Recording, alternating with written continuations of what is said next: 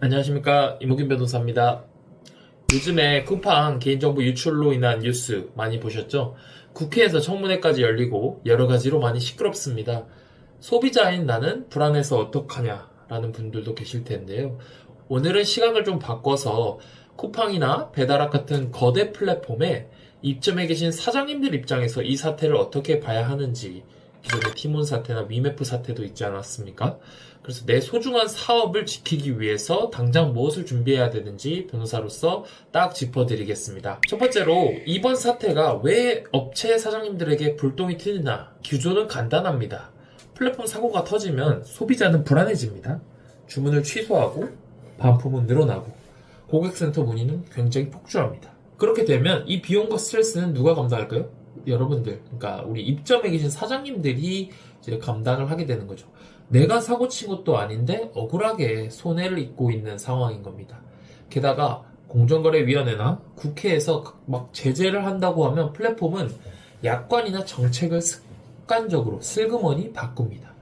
노출 로직이 바뀌고 정산 기준이 바뀌고 이게 다 사장님들 매출에 직격탄이 됩니다. 즉 플랫폼 리스크는 내 사업의 생존 리스크가 되는 겁니다. 최근에는 더 심각한 이슈도 있었습니다. 다른 데보다 비싸게 팔면 노출시키지 않겠다.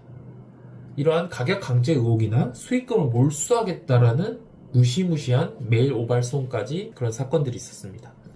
법적으로 보면 정당한 이유 없이 간섭을 하는 것, 가격에 있어서 간섭을 하는 것은 경영 간섭이나 불공정행위 소지가 다분합니다.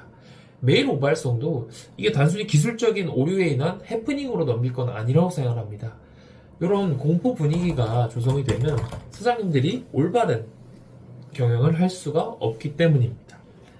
그러면 사장님들이 어떻게 당장 해야 할까가 고민될 겁니다. 변호사로서 세 가지 정도를 말씀드리고자 합니다. 첫 번째로는 증거 확보를 철저하게 잘 해놓으시는 게 중요합니다. 담당자가 전화로 하는 경우도 있지만 이메일 같은 소통 수단이 있다면 더 좋고요. 문자나 공지라든지 이런 것을 캡처를 해서 여러분들이 플랫폼의 요구를 거절했을 때 매출이 뚝 떨어지거나 혹은 정산에서 불리한 상황을 여러 가지 매출 그래프와 함께 준비해 놓으시면 나중에 이런 억울한 일이 당했을 때 사장님들을 지켜줄 수 있는 무기가 될 거라 생각합니다.